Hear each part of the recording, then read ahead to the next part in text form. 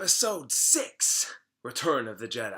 Welcome everyone to my universe reviews where I recap all the movies and TV shows that establish a universe. I have reviewed all of the Star Wars films up to this point, including Rogue One, so if you'd like, go check those out. But here we're going to talk about Return of the Jedi, or as Lucas wanted to call it, Revenge of the Jedi. I'm just really glad it's not called that. Return of the Jedi is about a year later after the events of Empire Strikes Back, and we follow 3PO and R2 on Tatooine going to the lair of Jabba the Hutt to rescue Han Solo from his carbonite prison. As the movie goes, the events on Tatooine is like a 3-act structure for a rescue for Han Solo. While it's a little slow and, dare I say, kind of boring, breaking it down actually leads into some fascinating ideas of how Luke rescues everyone and not a single life is lost, a part of our crew. Act 1. Send unassuming droids to a crime lord. Offer them as gifts to Jabba, unaware that there are plans to help a means to an end. As a token of my goodwill, I present to you a gift. These 2 droids. R2 is tasked to be like a serving table for all the little aliens Jabba has. Thing is so weird. Act 2, reveal a new player in the mix, a bounty hunter. Unsure who this character is, with a character we know, Chewie. Thicken the plot by offering the next person close to Solo, kind of sweetening the deal for Jabba. Then have the conversation about payment to this bounty hunter and show how dangerous this bounty hunter is to keep your attention that maybe this character is something you need to pay attention to. Because he's holding a thermal detonator! Act 2-B Part 4, I guess. Reveal the bounty hunter to be a good guy and release Han from his carbonite prison, only to reveal that the bounty hunter is Leia. And for all intents and purposes, this could have been the end of the rescue. Get Han, Chewie, and the droids out of there, and no one would be the wiser. Plan would have worked out, but unfortunately that's not the case, as Jabba was there the entire time and captures and enslaves Leia. And to get this out of the way, yes, that outfit was hot. Act 3. Luke comes in, giving Jabba a final warning and the final act of this rescue. Luke becomes a victim to Jabba's slimy ways. He fights off Jabba's rancor, only to be placed in a new death sentence by being fed to the Sarlacc, a nasty open-mouth pit with teeth and a digestive system that lasts over 1,000 years. Ew. That's a horrible thought. But being the last act of a rescue plan, Jabba doesn't know what's in place for him, which is his downfall. Some of this could have gone according to plan, but not a lot of this could have been asked for. They probably just happened, like Leia killing Jabba during the Luke's uprising, which was probably the coolest reveal as Luke hid his lightsaber in R2's head. When it shoots out and Luke catches it, it's green instead of blue. My favorite kind of lightsaber. So during the chaos, as I said, Jabba is strangled to death, Boba gets a little fight time, and then he dies.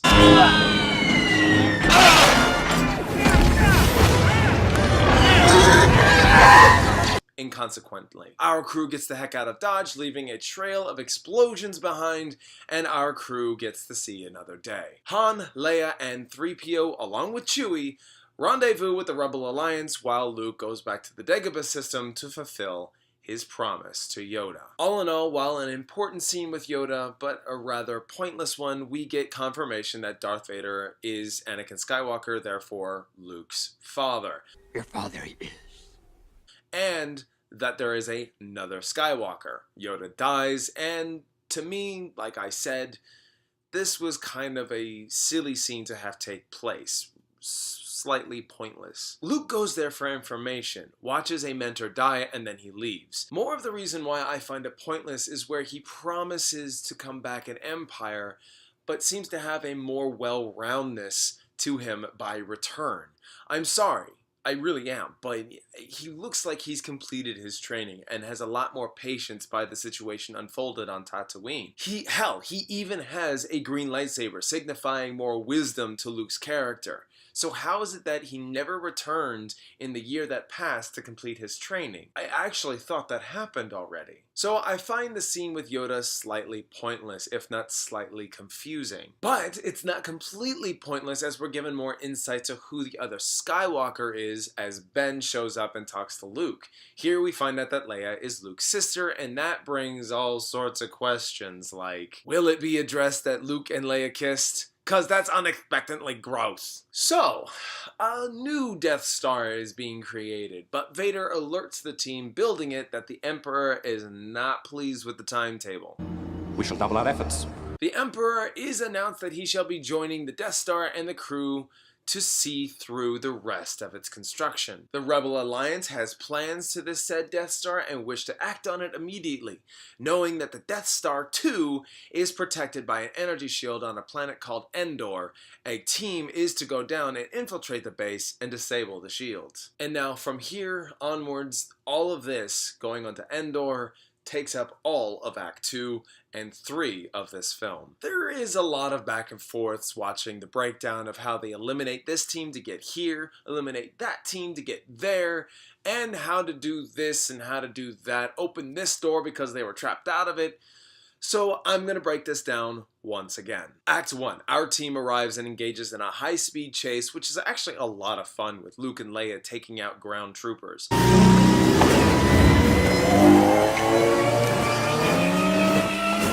Leia gets separated and meets a cute little creature called an Ewok. These Ewoks are incredibly important for the rest of this fight. Act 2.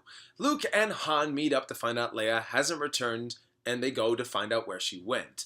With 3PO and R2, they encounter these Ewoks in greater numbers, but the funny thing is, when 3PO emerges from the bush and reveals himself to the Ewoks, they take to him as like a god. When they all meet up at the Ewoks' lair, Luke and Leia talk about their past. Luke, what's wrong? Leia, do you remember your mother? And it's a great scene, one of my favorite bits of dialogue between them, and it's revealed to Leia that she is Luke's sister. I know. Somehow, I've always known. This puts Leia rather in a conflicting bind as she just realizes that Darth Vader's her father. She's probably regretting past decisions, but of course that's not addressed ever at all. And for some reason, she can't tell Han yet. Could you tell Luke? Is that who you could tell? Either by processing information I understand, but in terms of coping with, I'd find that it'd be a lot more reasonable to just talk to Han about it right there and then. Luke says that Vader is on Endor during this conversation and has to confront him.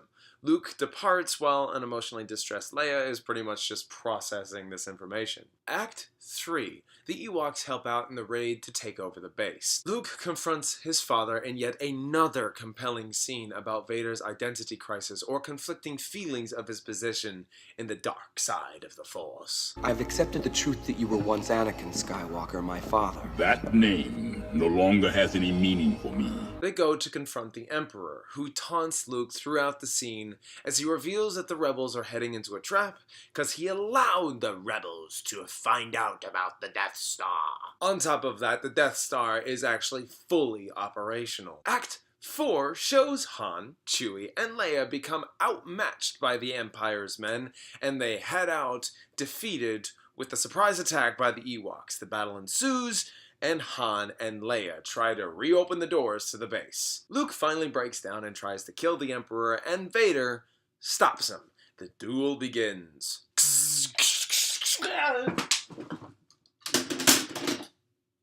Note to self, don't cut up in a very tight space. I'm an idiot. But Luke isn't interested in fighting Vader, only in defense, not offense. And here we see more vulnerability to Vader than any other installment. He engages Luke again despite Luke's statements that he will not fight him. And you can almost see the struggle in Vader. You are unwise to lower your defenses. You're sure about that, Vader? I think it's unwise you're getting emotional. Food for thought.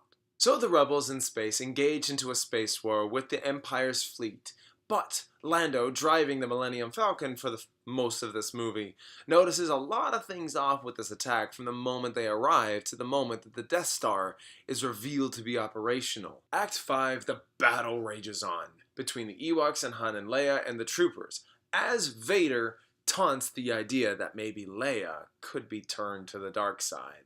If you will not turn to the dark side, then perhaps she will. So, this scene actually always puzzled me. I know the Force has a lot to play in this, and that's not the issue here. When Vader is talking to Luke and Luke closes his eyes, he immediately thinks of his sister, and Vader picks up on that. If Luke possibly knew that that was the case, why couldn't he have given Vader false thoughts? Think about ponies. Think about those Ewoks I saw. Oh, I kissed my sister. Sister, your feelings have now betrayed her too. Damn it! My thoughts betray me and make me sick to my stomach. I mean, come on, don't think around the bad guys. In the finale of all this overly long, untraditional act, Han and Leia get the upper hand again. They bring down the shields. Lando travels into the Death Star. Go group, all fighters follow me. I told you they'd do it. And Luke loses into his anger and cuts off his daddy's hand, and the Emperor taunts him to come to the dark side. Never. I'll never turn to the dark side. Emperor doesn't like the fact that he's rejected him, so he shocks him for the next 2 minutes, 'cause that'll make him change his mind.